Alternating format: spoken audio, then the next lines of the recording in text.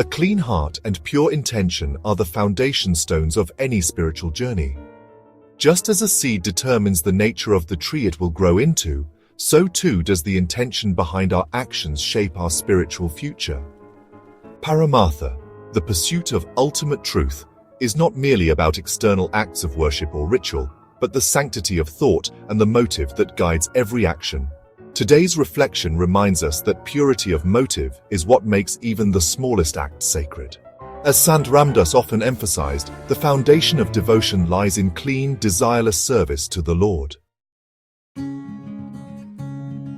Every one of your actions should be motivated with a pure, selfless objective. A pure motive naturally results in clean action and is a step forward in progress. The object is like the spring that feeds a well. If it is a spring of clean water, the well will also yield sweet, drinkable water. We should therefore take care to keep the objective pure and pray Rama for it. If a person has enough to house, feed and clothe himself, he should live in contentment and in Nama. All that we should pray Rama for is to save us from indigence. On the occasion of a holy conjunction of the planets, God grants our wish whether holy or otherwise. We should beware of unholy incantations, and only wish for holy things and arousal of benevolent emotions.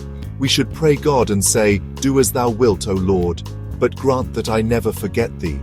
Forgive me for evil and sins I may have committed knowingly or unknowingly. Never more shall I misbehave." God is bountiful and ever forgiving if we genuinely yearn to reform ourselves. Those who indulge in the filth of material pleasures can never realize the sweetness that Paramartha is.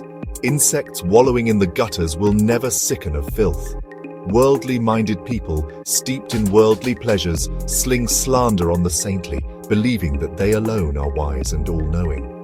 They overlook the fact that this wide world holds thousands who are more learned or wealthy or capable. Many of them do not realize the pangs of penitence that await them when the elation of worldly pleasures wears off. Few indeed are those who live in the faith that God is omnipresent. The execution of prapancha involves effort and pain, whereas the experience of God is all pleasureful. You know, a fevered person hankers for a sweat, but mere hankering does not help. Proper medication is required. Similarly, one who desires to have real devotion for God needs to resort to the divine name. This devotion, once acquired, will never cease. Gold occurs in minute particles in pieces of rock in a gold mine. So does God exist in us. Just as gold is recovered from the ore by removing the dross, so do we attain God when we cleanse the heart of all desire. God manifests himself when the body am-I conviction is completely subdued. Periyalvar, one of the earliest and most beloved Alvar saints of Tamil Nadu, is the perfect embodiment of pure selfless intention. Though he was a great scholar and deeply learned in the scriptures, his heart's longing was simple, to serve God not as a philosopher, but as a mother would serve her child.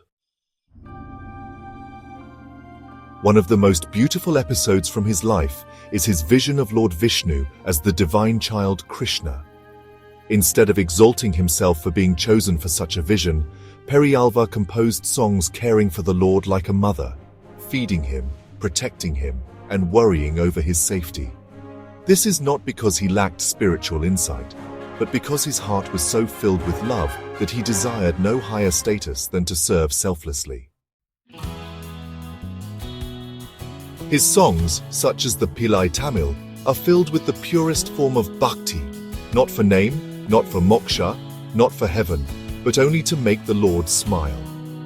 Once, when he won a religious debate in Pandya's court, instead of boasting or using that prestige for fame, he simply offered his knowledge at the Lord's feet and composed verses in praise of Narayana.